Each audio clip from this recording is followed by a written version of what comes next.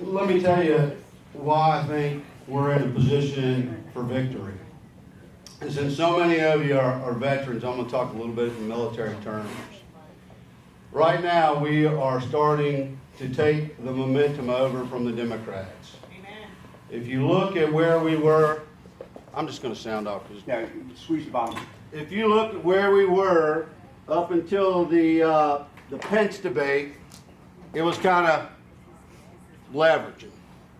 And if you look at the data of the candidates that are running down ballot, the congressional candidates, they are starting to rise. And if you look at where Freitas and Taylor and Bob Good are, they're just about to overtake their opponents. Now, Daniel and I, we haven't talked about his internal numbers or anything else, but I'm just telling you what I'm seeing at the state level where we are. So I'm going to talk a little bit about, in a military sense, where we are about seizing the momentum. We are there. We are less than 30 days away from taking the objective, if that makes sense to you. And having volunteers in this room, having the veterans and everybody else that's here is critically important. Because if you look across the way at the many Democrat headquarters, there's nobody inside that place. It's a Saturday. People are going to be home. Actually, it's a good thing that it's a little bit rainy because people aren't going to go out to the apple orchards and they're not going to go out to the farmer's market. They're going to stay at home till it clears up. So we got to get done here and get out and start knocking doors. Because the Democrats are not knocking doors, right? They're in their bunker mentality, holding on to their mask, worried about COVID. And we can only win this engagement through face-to-face, hand-to-hand, on-the-ground pounding doors. The district that I represent, the 17th district, is a Democrat district, folks.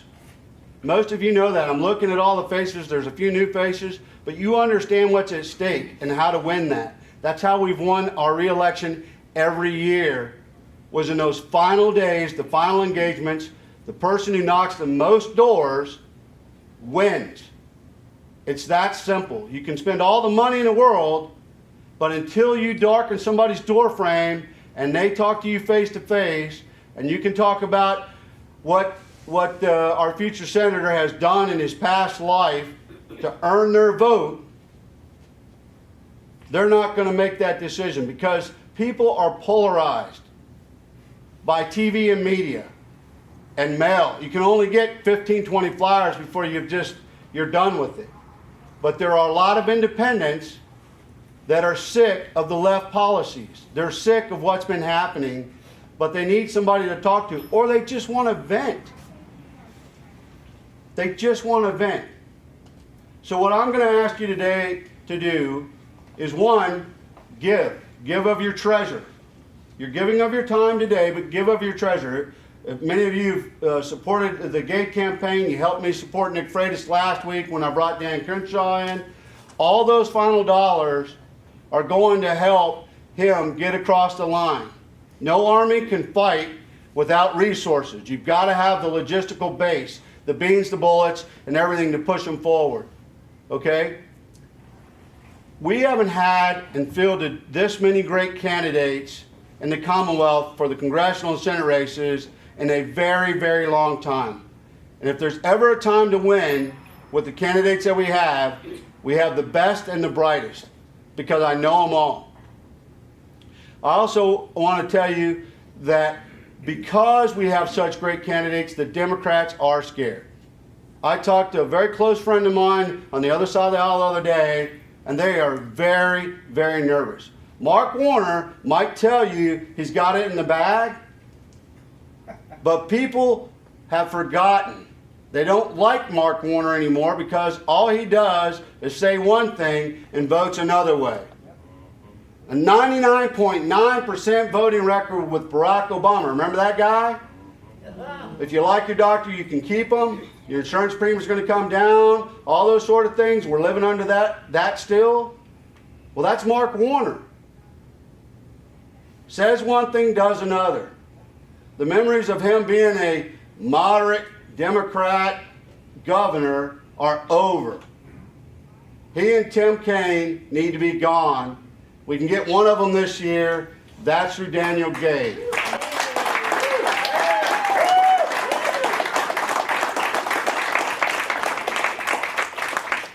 If you match up the credentials, and you didn't want to look at any political stuff, and I put Colonel Gade's resume up against Mark Warner, and you look at their achievements, and you're just hiring blindly, I'm going to tell you something. Do that. And if you get to a door and people are saying, well, Mark Warner did this, this, and this. Yeah, well, he never served and wore the cloth of the country when he had the opportunity to. He went out and made a deal with Nextel and made millions of dollars, which is, if you'd have done that today, he'd have been locked up, right? Because it's against the law what he did. Mark Warner's about Mark Warner.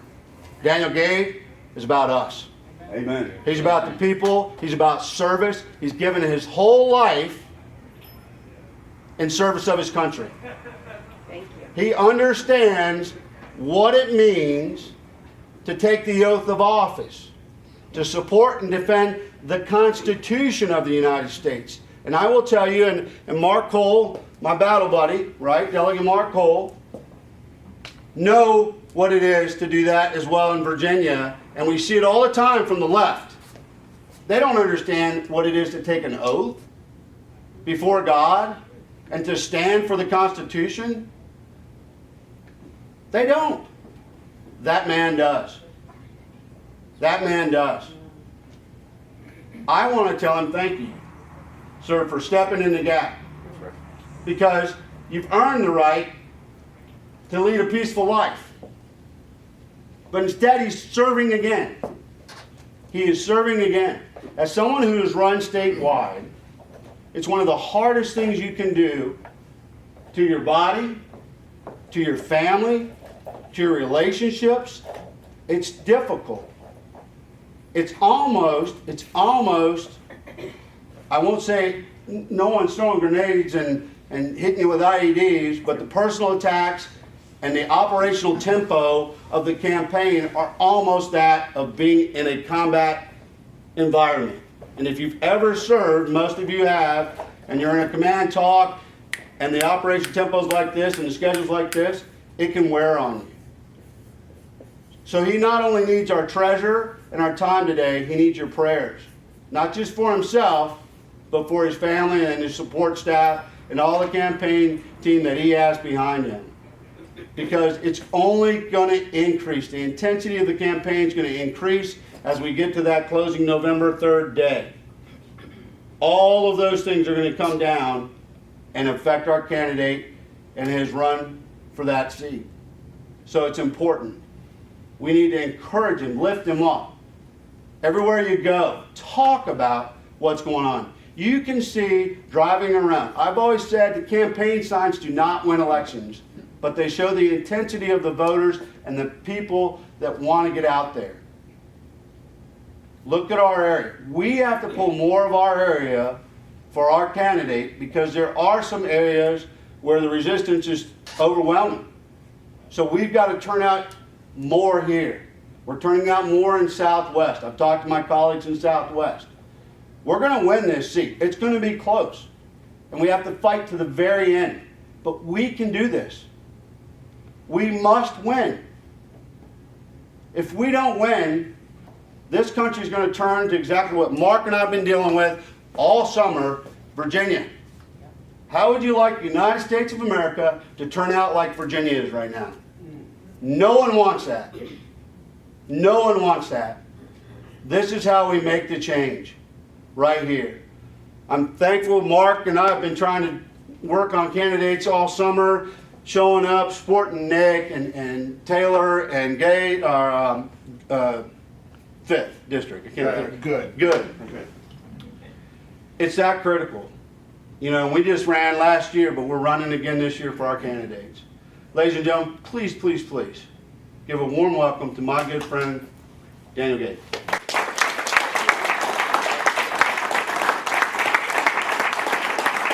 Oh, good morning, friends. I'm thrilled to be with you today. And as Bryce pointed out, This is not quite like combat. The donuts are definitely better. It's more like, it's a little like Ranger School, actually. And there are a couple of people I want to recognize here. How about my Marine friend back there? Go ahead and stand up. All right. So he and I, a long time ago, well, there's another Marine. There's a couple of them, apparently. So he and I have known each other like 20 years, and this is the first time we've seen each other since like 2001. We were in a world at peace when we both went to the Marine Amphibious Warfare School. I was an exchange student. He was a native. He helped guide me through that school, but that was 2001, before 9/11. And now, obviously, the world has changed. And we have a Gold Star wife here as well. Yeah.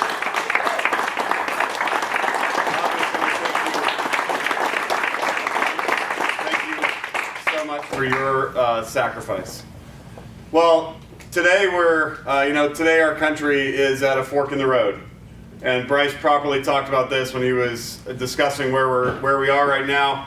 But I wanted to talk to you about some other forks in the road. How did I get here? How am I the one who's standing here?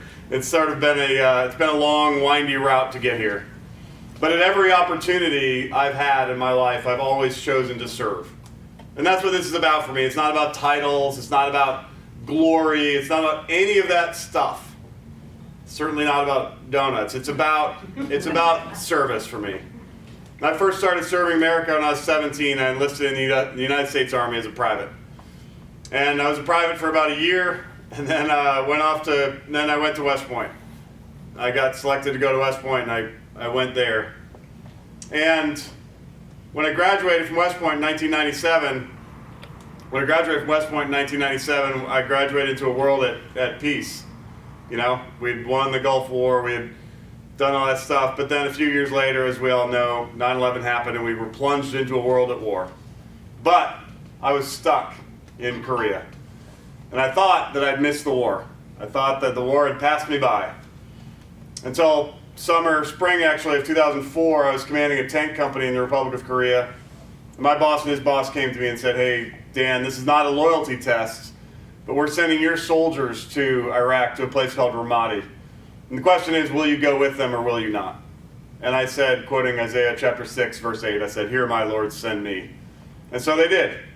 So I found myself in Ramadi, which was a nasty little place. It's a big place, actually, and it's nasty. And during my 5.5 months in combat, I was wounded in combat twice. Once by a rocket-propelled grenade, and the second time by a roadside bomb. Fast forward through all that unpleasantness, get to April of 2005. April 2005, I'd been in the hospital for 4 months. Had 40 surgeries, I'd been in and out of the ICU for months. And a different boss came to me and said, "Hey, Dan, have you thought about staying in the Army?" And I had thought about staying in the Army. I thought that was the craziest damn thing I'd ever heard. But then he said something really important. He said, "Have you thought about continuing to serve?" And my wife was there with me, and she tells me that that was the moment she saw the lights come back on in my eyes. Because she knew that when I'm asked to serve, when I'm at a fork in the road, I serve. But I had to remake myself, and so I went a year to the day after I got blown up. I started my master's degree at University of Georgia. And then when I was finishing my master's, right about the time I was finishing my master's, the famous Walter Reed scandal happened in DC. And so the Bush administration called me, and they said, "Will you come and work in the Bush administration, in the White House, helping us solve our veterans' problems?" And I said, "Of course I will, because when I'm given an opportunity to serve, I always serve." So then, after I did that for a while, 15 months or so, the administration was coming to an end, and so I went back to grad school, went back to get my PhD this time. And when I was getting my PhD, I was looking forward to going to teach at West Point, which is a great place, because I knew that I could invest in the next generation of Army leaders through my example, through my inspiration to those cadets. And so I did that for 6 years. I served at West Point. And those young men and women who I taught are now captains in the Army, lieutenants in the Army, serving our country, keeping us safe. I'm intensely proud of them and of their service. And then in 2017, I retired from the Army. And yet my desire to serve was not over. And so when my phone rang again, and it was the White House again, and this time it was the Trump White House, and they said, will you serve in the Trump administration as a political appointee, a civilian political appointee? I said, absolutely I will. Of course I will. Because this president, like every president, but this president deserves to have men and women around him who will serve the Constitution and who will stay true to what they're supposed to be doing and who will advance the ball down the field. And they picked me to work at the Department of Labor in the Veterans Employment and Training Service, where I got to serve my fellow veterans, helping them find jobs, helping set the conditions for our veterans to thrive after service. And that was a lot of fun. I did that for 15 months, and then I went back to academia in 2019. I'm currently a college professor at American University in DC. So that's great because it gives me an opportunity to hone my skills talking to leftists. You know, the difference between West Point and American University couldn't be more stark. And so I get to practice that. I get to practice my skill talking to leftists at my workplace. Although now we're online, so it doesn't matter. But anyway, my desire to serve wasn't over. And so last year, I broke a promise to my wife. We had always promised each other, like, look, I'll be an appointed official, but I'm never going to run for anything. I'm never going to run for even dog catcher, because I only have one leg and I can't catch a dog anyway. But it'd have to be a pretty slow dog for me to catch it. But anyway, but I said, you know, it's time to serve. It's time to put up or shut up. It's time to take our oath seriously and put my family and my reputation and all of it at risk to serve the Constitution that I've always served. So that's why I'm in this. That's why I announced my candidacy a year and a half ago. And remember, way back when, remember 2019? The good old days of 2019. I thought we were going to run a regular campaign. I thought it was going to be about the normal things that Republican campaigns are about. I thought it was going to be about pro-life and pro-2A and pro-freedom of speech and lower taxes and keeping the great, wonderful Trump economy going at 3% unemployment and 4% growth. I thought that's what we were going to do. But then the left declared war. And by the way, you know, the left that you see in 2020 is not the left. They're not the Democrats that you used to know. They're not the ones you go to church with. They're not the ones in your neighborhood. They're not the ones at your pig roast. They're not your family. That's not them. It's a different breed. And now the leaders of the Democrat Party, people like AOC, those people are in charge of the Democrat Party. Make no mistake, it's not Joe Biden who's leading jack or squat. He can't even find the bathroom in the middle of the night.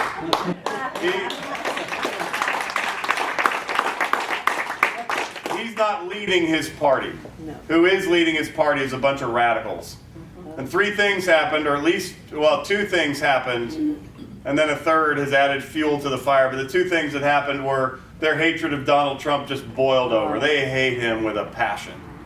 That's one of his superpowers, actually, is that he makes the left lose their freaking minds. And so their hatred of him boiled over. And then the other thing that happened was coronavirus, obviously, the plague that we're all dealing with. And what that did is unemployed a bunch of people. What that did is upset the economy that had been cooking along. What that did is set the conditions for a bunch of young radicals who lost, they were gender studies majors anyway, and they didn't really have good jobs, but then they got unemployed, and now they're all out in the streets rioting. And add that, by the way, the horrific death of George Floyd. I say murder. Whether the jury agrees with me is a different question, but George Floyd's death was a tragedy. And yet, all of those things are coming together, and so now the left has decided to do what they always wanted to do. Because what they always wanted to do was come out of hiding. And you know, when Clinton was president, for example, they said abortion should be safe, legal, and rare. Okay. Well, that's a policy position. At least you could defend it.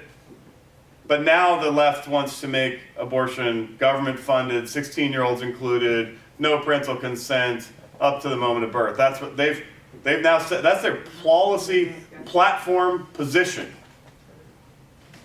That's it. And, you know, I see the Cops for Trump sign over here. If there's ever been a more evil and stupid idea in all of public policy than defunding the police, I haven't seen it. I mean, that is a stupid, stupid, evil decision.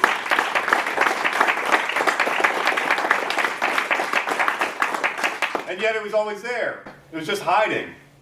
Because they've always been skeptical of law and order. They've always been skeptical of the military. They say thank you for your service, but behind their hands they wonder if you just served because you're too stupid to do anything else. That's how they feel. And that's how they feel especially about our cops. And by the way, in my 2 debates, who's seen both debates? Do I have any both debate veterans? Awesome. Who's seen only one of them? Okay, they're pretty great. They're online. You can see them. They're pretty fun. And in both debates, Mark has left the stage afterwards like a scalded dog. It's been pretty great.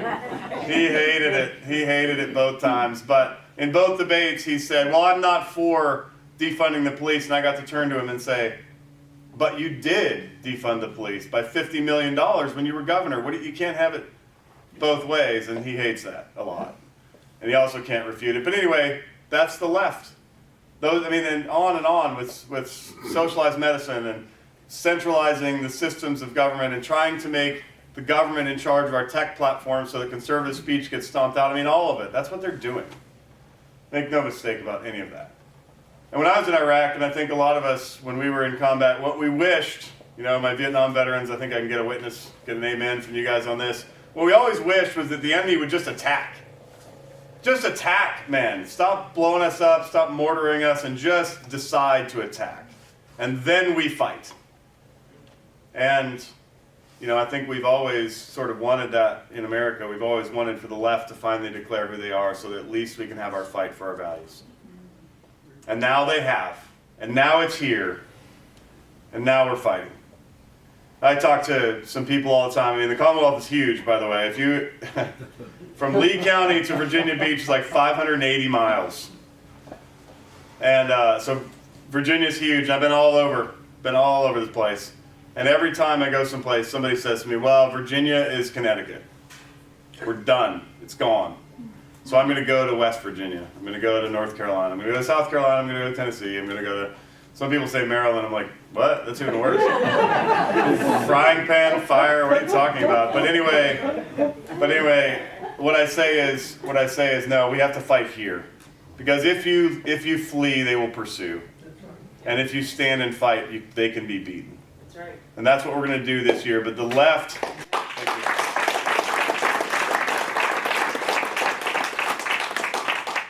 And some of you, I suspect, just going to go out on a limb here, and don't raise your hand because you're literally in a Republican headquarters, lightning might strike you.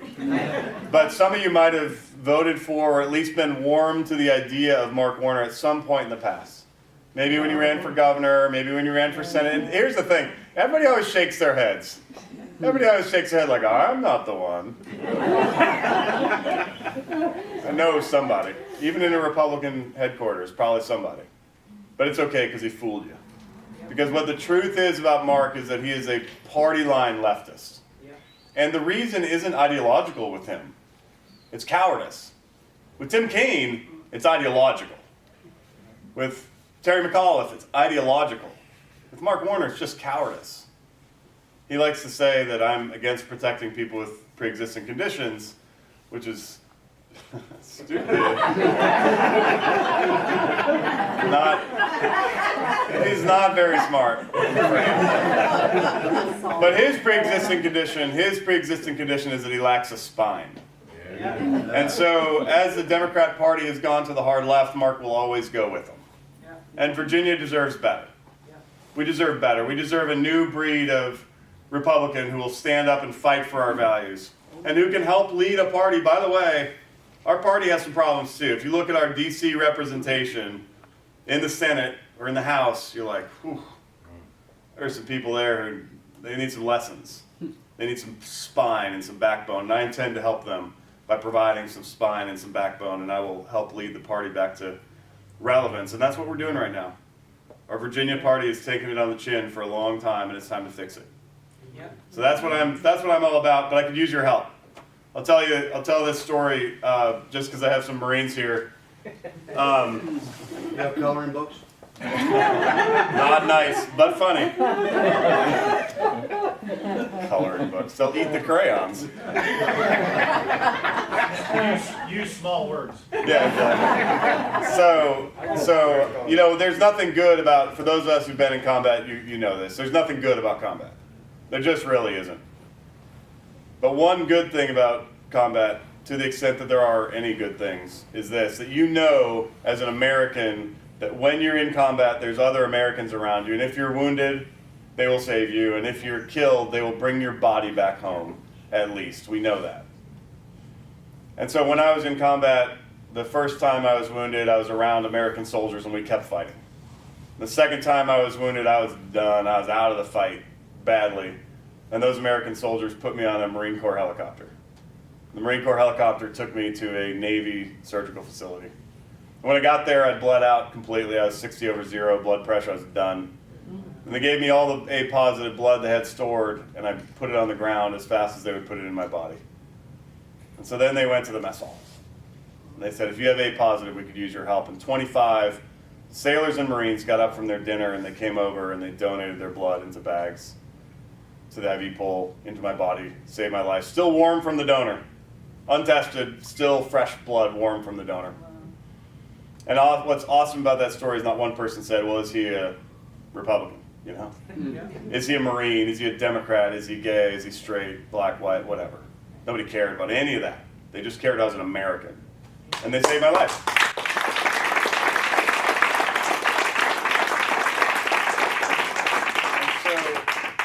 And so I know in this fight, when I go into the polling place on November 3rd and vote for myself, which is so weird for you guys who've done it.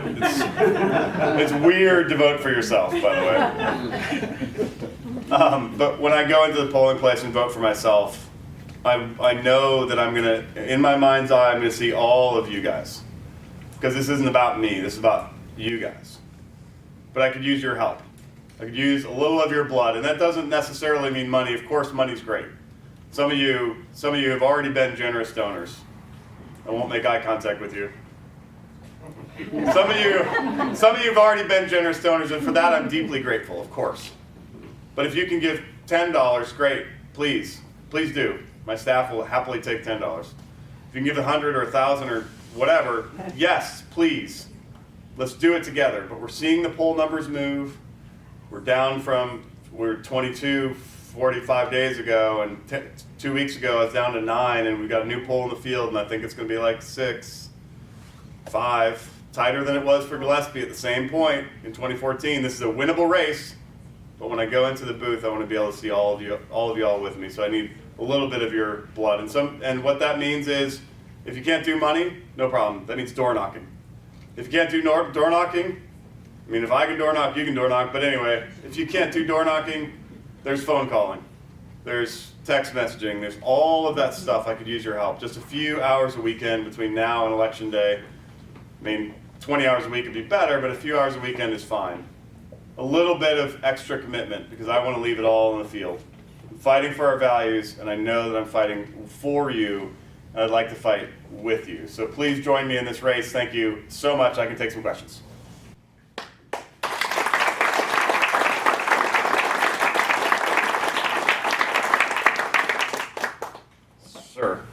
Well, you kind of already answered my questions. You said the best way to prepare for debates is teaching. Yeah. So has that helped you in the debates? Yeah, I think so. So the question is like, how did I prepare for these debates? I mean, what we did is, I'm just constantly scared some Democrat is going to poke a camera through the door over there. He's not wearing a mask. Anyway. So what we're trying to do, when we prepare for debates, it's actually pretty easy. You look through all the possible topics, you prepare some thoughts about each one, and then you just go in aggressive and well prepared and ready to go. And you've seen the results, and they've been magnificent. Actually, true story. During the last debate, which was in front of a hostile audience at Norfolk State University, I looked over at Warner halfway through the debate. His hands were shaking. He was so mad. It was really fun. I really, really enjoyed that. Other questions? Sir? If any, what is the state of voter fraud in Virginia? Yeah, so these guys are better to talk about it. Clearly there is going to be real problems. The Democrats have made it so that you can do drop box voting. We've seen the stuff in Richmond where some post office boxes got broken into and ballots got stolen. I mean, look, there's nothing I can do about it. Nothing. It's a known problem. And there's nothing I can do about it. So what we can do, what I recommend everybody do is go vote now. Go to your in-person absentee place and vote early. The reason I say that is because then you can spend the next 24 days getting other people to the polls, finding low propensity voters and getting them out, making phone calls. And that way, if on November 3rd it's rainy and crappy and there's big long lines, you're not going to be tempted to walk away. Just vote and then get a whole bunch of other people to vote. But I recommend voting early, and that turnout's the only way we're going to beat the leftist machine in Fairfax County and Arlington. That's the only way we're going to beat them is turnout in places like this. Hey Daniel, we got a roll actually. All right, let's do one more question. Ma'am. I got a question. You're going to win, but what ideas do you have? Because healthcare is such a big topic Yeah. as well. We've heard it through the debates. That Republicans have no plan. Yep. And I'm just kind of curious, what kind of ideas can you bring to the table to help show the Republicans do have a plan that will serve everybody, but not be a public option? Yeah, perfect. There's a couple things we must do with healthcare. Number one, we need to unleash market forces to keep prices down, quality up, access up. And the way to do that is to make sure we have health savings accounts that are large and generous, that we have price transparency so consumers are making wise choices that affect themselves, and that we do things like selling insurance across state lines so that insurance companies can compete for business and drive the prices down. And then, of course, and this is something that Republicans have failed on badly, we need to protect people with pre-existing conditions. Obamacare is not going anywhere. I hate to say it, it's true. It's been the law for 10 years. So we need to fix the parts that are broken. We need to keep the parts that work, and there are a couple of parts that are okay. Okay? We need to fix those parts that are broken. But the idea of, root and branch, we're going to tear it out, the problem with that is now it's entangled into society and you can't, even though it would be great to do it. So we have to be smart and strategic about it, or we're going to continue to lose elections and go straight to Medicare for all, which would be a total disaster area. All right, so I got to go. My man is dragging me out. I'm really grateful for all of y'all. Thank you so much.